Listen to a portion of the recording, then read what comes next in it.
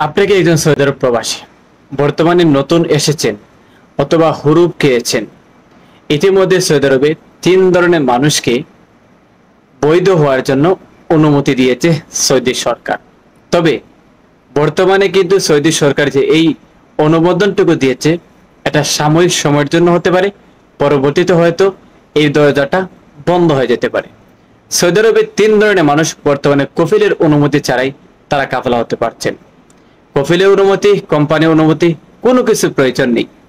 Number 1, যদি আপনি নতুন এসে থাকেন, 3 মাস অতিবাহিত হওয়ার পর 91 যখন চলে আসবে, তখন কফিলের অনুমতি ছাড়া আপনার কাফেলা হতে পারবেন, আকামা এক্সপায়ার হয়ে গেলে। তবে মনে রাখতে হবে, সেক্ষেত্রে আপনার কোয়া অ্যাপসের অ্যাকাউন্ট, আকামার নাম্বার থাকতে হবে বাধ্যতামূলক।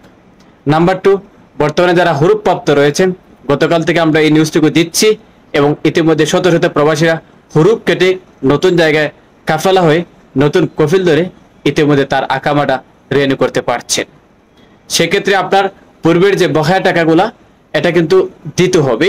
যদি আপনার বকেয়া টাকা না দেন, সেক্ষেত্রে আপনার নতুন কফিলের কাছে ট্রান্সফার হয়ে কাফেলা হতে পারবেন না। কুয়ার মধ্যে তলব ডাললেই এটা শো করবে।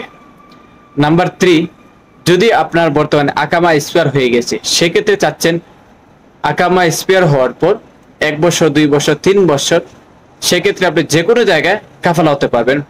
এখানে কোনো কফিলের অনুমতি দরকার নেই।